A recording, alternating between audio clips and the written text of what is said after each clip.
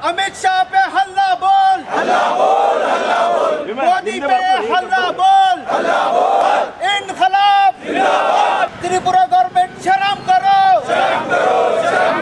Tripura CM down, Tripura CM Shem.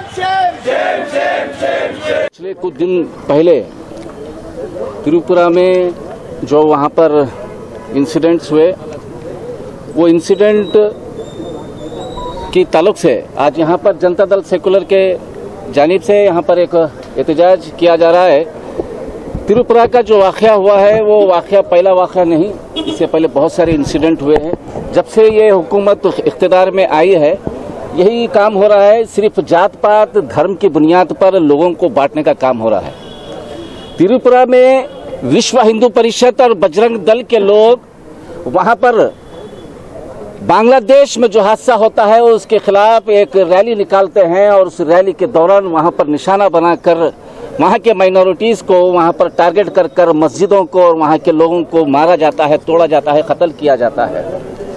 वहाँ पर उसके बाद 4 एडवोकेट्स के जानिब से एक फैक्ट फाइंडिंग कमेटी बना ये करने के लिए वहाँ पर जाते हैं, तो उनके खिलाफ UAPA के तहत उनको नोटिस दिया जाता है।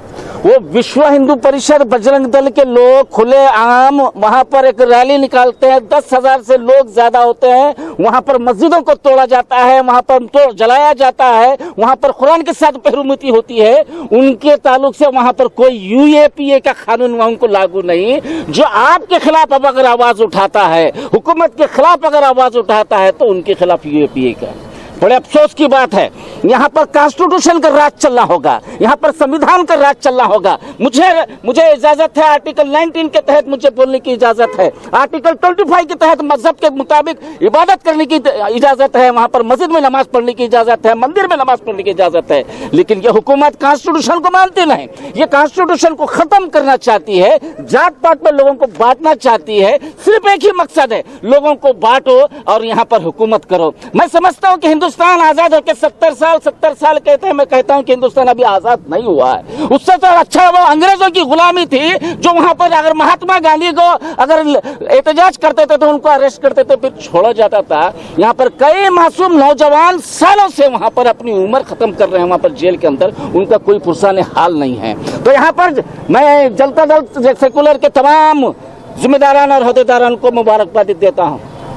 कहते हैं कि जनता दल की कम से कम जनता दल जो है बीजेपी की बी टीम कहते हैं, वो कम से कम आज एहतजाज यहाँ पर कर रहे हैं। मैं उनसे पूछना चाहता हूँ जो जनता दल सेकुलर को बीजेपी की बी टीम बोलने वाले क्या कर रहे हैं, उनसे हमारा सवाल है, आप भी आइए। यहाँ पर किसी मजहब की तायद में नहीं, यहाँ पर किसी मजहब के खिलाफ नहीं है, ये इंसानियत की बुनियाद पर हमको एहतजाज करना होगा, चाहे वो मुस्लिम होने दो, चाहे हिंदू रहने दो। तमाम लोगों की अगर वहाँ पर उनके साथ नाइंसाफी होती है तो आपको एहतजाज करने के लिए बाहर आना होगा। यहाँ पर विश्व हिंदू परिषद के खिलाफ जितने भी जिम्मेदार हैं उनके खिलाफ UAPA के तहत उनको केस करना होगा, वरना यहाँ पर डिस्क्रिमिनेशन का बात होगी, यहाँ पर नाइंसाफी की बात होगी। और ये साबित हो चुका है, पहले मीडिया वाले को मुंह बंद कर रहे थे, अब एडवोकेट्स की मुंह बंद कर, वकीलों के मुंह बंद करने की वहाँ पर कोशिश कर रहे हैं। तो यहाँ पर अवाम जान रही, मालूम हो चुका है आने वाले दिनों में बहुत सारे इलेक्शन, रियासत में इलेक्शन है। मुझे उम्मीद है वहाँ के अवाम वहाँ पर उनको मुंहतोड़ जवाब अपने वोटों के जरिए से देगी। हमारे लिए बहुत दुख की बात है, क्योंकि जो त्रिपुरा में जो वाक़या हुआ वो इंसान सोच, जो इंसान जिस तरह से सोचता है वो सोच के बाहर का उतना ख़राब वाक़या वहाँ पर हो गया है। लोगों के कारोबार को जलाया गया है और वहाँ पर दुकानों को जलाया गया है और वहाँ पर मस्जिदों को जलाया गया है। ये लोग जो RSS के लोग हैं, ये बजरंग के लोग हैं, ये लोग ये चाह रहे हैं कि भाई इनकी गवर्नमेंट के अंदर गुंडा राज करना बोल के, मगर यहाँ की आवाम बहुत अच्छी जहन रखने वाली है। इंडिया की जो आवाम है बहुत सेकुलर जहन रखने वाली है। यहाँ पर खाली मुसलमान नहीं, तमाम मजहब के लोग ये चीज़ को प्रोटेस्ट कर रहे हैं और उनको मुंह तोड़ जवाब इंशाल्लाह आने वाले दिनों में देंगे।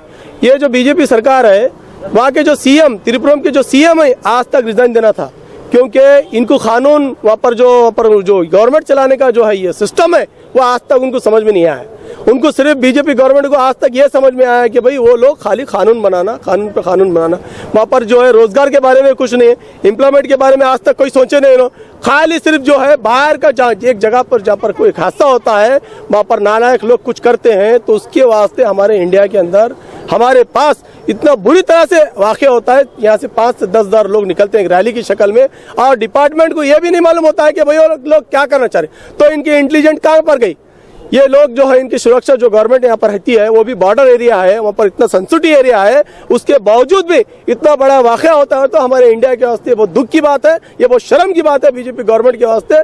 हम इमीडिएट जनता दल सेक्युलर की तरफ से ये मांग रखते हैं कि भाई वहाँ के जो सीएम है, वहाँ के जो होम मिनिस्टर है, इमीडिएट रिजाइन देना और वहाँ पर जो है राज्यपाल का राज लाना बोल के आपके मीडिया के थ्रू इस मौके पर बोलना चाहता हूँ। ಈಗ ತ್ರಿಪುರ ರಾಜ್ಯದ ರಾಜ್ಯಪಾಲರಾಗಿರ್ಬೋದು ಅಥವಾ ಅಲ್ಲಿ ಮುಖ್ಯಮಂತ್ರಿ ಆಗಿರ್ಬೋದು ಅವರು ತಕ್ಷಣವೇ ರಾಜೀನಾಮೆ ನೀಡಬೇಕು. ಯಾಕಂದರೆ ಸರ್ಕಾರ ನಡೆಸಲಿಕ್ಕೆ ಅವರು ಅನರ್ಹರಲ್ಲ. ಅದಕ್ಕಾಗಿ ಅವರು ಮೊದಲು ರಾಜೀನಾಮೆ ಕೊಡಬೇಕು. ಅಲ್ಲಿ ಏನು ಮುಸಲ್ಮಾನಿಗೆ ಅನ್ಯಾಯ ಆಗಿದೆ, ದಲಿತರಿಗೆ ಅನ್ಯಾಯ ಆಗಿತ್ತು ಅಂದರೆ ಅವರೆಲ್ಲರನ್ನು ಕೂಡ ಸಂಪೂರ್ಣ ಅವ್ರಿಗೇನಪ್ಪ ಅಂದ್ರೆ ಸಪೋರ್ಟ್ ಸಿಗಬೇಕು ಮತ್ತು ಅವ್ರಿಗೆ ಪರಿಹಾರ ಕೊಡಬೇಕಂತೇಳಿ ನಾವು ಜಿಲ್ಲಾ ಜನತಾದಳದ ಮತ್ತು ಯುವ ಜಾತ್ಯತೀತ ಜನತಾದಳದಿಂದ ನಾವು ಒತ್ತಾಯಿಸ್ತೀವಿ. ಜೊತೆಗೆ ಇವತ್ತು BJP ಗೌರ್ಮೆಂಟ್ ಯಾವಾಗ ಬಂದ ದೇಶ ಒಳಗೆ 2014ರಿಂದ ಇಲ್ಲಿವರೆಗೂ ಕೂಡ ದೇಶದ ಜನ ಅಧೋಗತಿಯಲ್ಲಿದ್ದಾರೆ. ದೇಶದ ಯಾವುದೂ ಉನ್ನತಿ ಆಗ್ತಾ ಇಲ್ಲ. ದೇಶನೇ ಇವತ್ತು ಮಾರಾಟ ಮಾಡ್ಲಿಕ್ಕೆ ತಯಾರಾಗ್ಯಾರ. ಈಗ ಉಳಿದಿರೋದು ಒಂದೇ ಏನಪ್ಪ ಅಂತಂದ್ರೆ ದೇಶದಾಗೆಲ್ಲ ಮಾರಾಟ ಮಾಡಿದಂಥ BJP ಸರ್ಕಾರ ತ್ರಿಪುರದಲ್ಲಿ ಮುಸಲ್ಮಾನರ ಮಸ್ಜಿದ್ಗಳು ಸುಟ್ಟು ಹಾಕ್ಲಿಕ್ಕತ್ತಾರ, ಅಲ್ಲಿ ಜನರಿಗೆ ಹೊಡೆದು ಹಾಕ್ಲಿಕ್ಕತ್ತಾರ. ಆದ್ರೂ ಕೂಡ ಯಾರು ಎನ್ಕ್ವೈರಿ ಮಾಡ್ಲಿಕ್ಕೆ ಹೋಗಿರ್ತಾರೆ ಅವ್ರ ಮೇಲೆ FIR ಆಗ್ತಕ್ಕಂಥ ಸರ್ಕಾರದ ನೀತಿ ನಾವು ಖಂಡಿಸ್ತೀವಿ. ಅಲ್ಲಿ ತ್ರಿಪುರ ಸರ್ಕಾರ ನೀತಿ ಖಂಡಿಸ್ತೀವಿ. ಜೊತೆಗೆ ಇವತ್ತು ದೇಶದ ಪರಿಸ್ಥಿತಿ ಇಂಥ ಗಂಭೀರ ಇದ್ದರೂ ಕೂಡ ಅಮಿತ್ ಶಾ ಆಗಿರ್ಬೋದು ಮತ್ತು ಪ್ರಧಾನಮಂತ್ರಿ ನರೇಂದ್ರ ಮೋದಿ ಆಗಿರ್ಬೋದು ಯಾರೂ ಒಂದು ಬಾಯಿ ಬಿಚ್ಚಿಲ್ಲ. ಇವತ್ತಿಗೆ ಅಲ್ಲಿ ಏನು ಹೇಳಕ್ಕೆ ತಯಾರಿಲ್ಲ. ಸರ್ಕಾರಕ್ಕೆ ನಾವು ಎಚ್ಚರಿಕೆ ಗಂಟೆ ಕೊಡ್ತಾ ಇದ್ದೇವೆ, ಎಚ್ಚರಿಕೆ ಕೊಡ್ತಾ ಇದ್ದೀವಿ. ಏನಂದರೆ ಮುಂದೆ ಬರ್ತಕ್ಕಂಥ 2024 ಅಥವಾ 23 ಎಲೆಕ್ಷನ್ದಾಗ ನಿಮ್ಗೆ ಜನನೇ ಪಾಠ ಕಲಿಸ್ತಾರೆ ನೀವು BJP ತಗೊಂತ ಮಾತು ಇವತ್ತು ಖಂಡಿತನ ಹೇಳ್ಬೇಕಾಗ್ತದೆ. ಯಾಕಂದ್ರೆ ದೇಶದಾಗ ರೈತರದ್ದೆಲ್ಲ ರೈತರೇ ಈ ದೇಶದ ಬೆನ್ನೆಲುಬು ಅಂತ ಹೇಳ್ತೀರಿ. ರೈತರು ಎಲ್ಲ ಮುರಿದು ಬುಗ್ಣಿಯಾಗಿ ಹೋಗ್ಯಾವ, ಏನು ಉಳಿದಿಲ್ಲ. ಆದರೂ ಒಂದು ಕಿಂಚಿತ್ತೂ ಕೂಡ ನಿಮಗೆ ಕಾಳಜಿ ಇಲ್ಲ. ನೀವು ಹೊರದೇಶಕ್ಕೆ ಹೋಗ್ತೀರಿ, ಮಜಾ ಮಾಡ್ತೀರಿ, ವಾತಾವರಣದ ಬಗ್ಗೆ ಮಾತಾಡ್ತೀರಿ, ಆದರೆ ದೇಶದ ಬಗ್ಗೆ ಏನು ಮಾತಾಡೋಂಗಿಲ್ಲ. ತ್ರಿಪುರದಾಗ ಆದ ಘಟನೆ ಏನಪ್ಪ ಅಂದ್ರೆ ಇವತ್ತು ದೇಶದಾಗೆ ಮಾದರಿ ಅದ, ಅದು ಕೂಡ ನೀವೇನು ಮಾತಾಡ್ತಾ ಇರಲಿಲ್ಲ. ಇವತ್ತು ದೇಶದಾಗ ಉಳಿದ್ರೆ ಎಲ್ಲನೂ ದೇಶದ ಇರ್ತಕ್ಕಂಥ ಸಂಪತ್ತೆಲ್ಲ ಮಾರಾಟ ಮಾಡಿದ್ರಿ. ಈಗ ಉಳಿದಿರೋದು 130 ಕೋಟಿ ಜನಸಂಖ್ಯೆ ಮಾತ್ರ. ಇವತ್ತು ನಾಳೆಗೆ ಪ್ರಸಂಗ ಬಂದ್ರೂ ಕೂಡ ಅವ್ರಿಗೂ ನಿಮ್ಮ ಮೋದಿ ಶಾ ಇಬ್ಬರು ಕೂಡ ಮಾರಾಟ ಮಾಡ್ತಕ್ಕಂಥದ್ದು ಜನರಿಗೆ ಅದು ಅನುಭವ ಆಗಿದೆ.